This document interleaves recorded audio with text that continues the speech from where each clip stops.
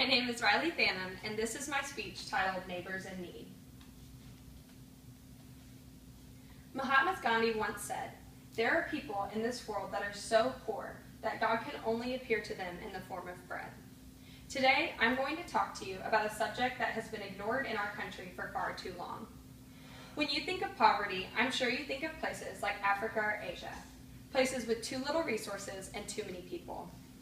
However, not only is poverty prevalent in the United States, but according to Peter Edelman's article in the New York Times, published in 2012, titled, "Poverty in America, Why Can't We End It?"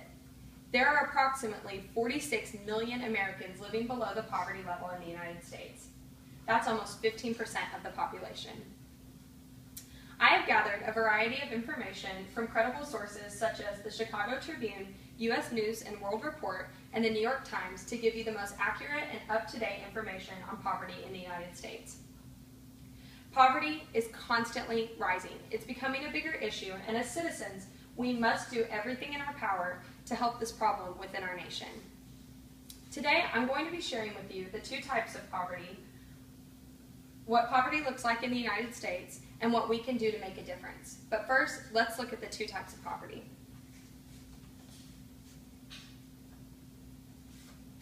According to Andrew Denny's article published in 2012 in the Chicago Daily Tribune titled "Defining Situational versus Generational Poverty," there are two distinct types of poverty in the United States: generational poverty and situational poverty.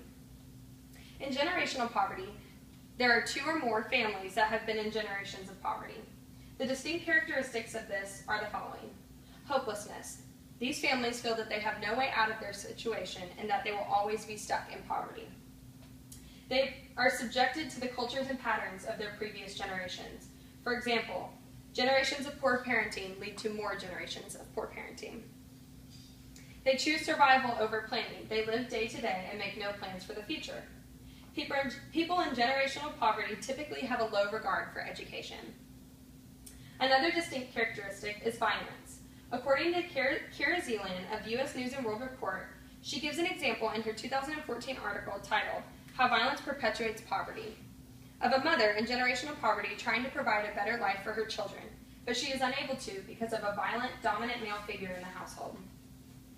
Many people in generational poverty are being imprisoned, enslaved, beaten, raped, or robbed by a figure with more control than they. Like Zeeland said, violence perpetuates poverty. The other type of poverty is situational poverty. This is defined as a family undergoing one dire, unexpected situation that places them in poverty. This situation is usually temporary. It can be characterized by a death in the family, loss of job, divorce, chronic illness, disability, or disaster. Typically, in situational poverty, there's a higher level of education and a value of education. People in situational poverty have more access to resources and assistance to help when in need, such as friends or family. Now that we know the two types of poverty, let's take a look on what this does to the American citizens. Ronald Reagan famously said, "We fought a war on poverty, and poverty won." The amount of Americans living in poverty is constantly increasing. According to Peter Edelman's article, in 1973, 11.1% of the U.S. population was living below the poverty level. In 1983, this climbed to 15.2%. Since this number was taken, more than 15 million Americans have joined this statistic. A family of four living in poverty makes less than $22,350 annually. That's all they have to live on for one whole year. Poverty has an extremely negative impact on children in the United States. Besides Romania, there is no developed country that has more children living below the poverty level than the United States does. In 2013, Sasha Abramsky's article in The Nation magazine titled "America's Shameful Poverty Statistics" gives an example of a teenage boy that was forced to choose between going to college and furthering his education or working minimum wage jobs to support his parents who lost their jobs. So how can we make an impact on such high levels of poverty in the United States? In 2013, Greg Kaufman's article, "This Week in Poverty, 12 Things You Can Do to Fight Poverty Now," gives a number of things that privileged Americans can do to help their neighbors in need. The first one is keep yourself informed and aware. Stay connected within your community and look for ways that you can give back to the people around you.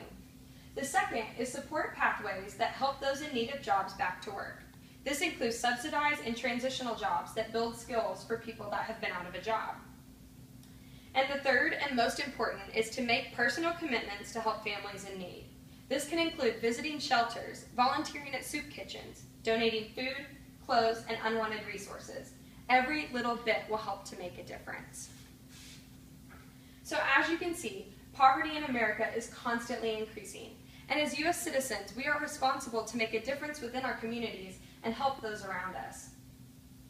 In 1 John 3:17, it says, "But if a man has the world's riches and sees his brother in need, yet hardens his heart towards him, how can the love of God abide in him?" This should be our challenge. As Christ followers, we are called to help our neighbors in need. What will you do to make a difference?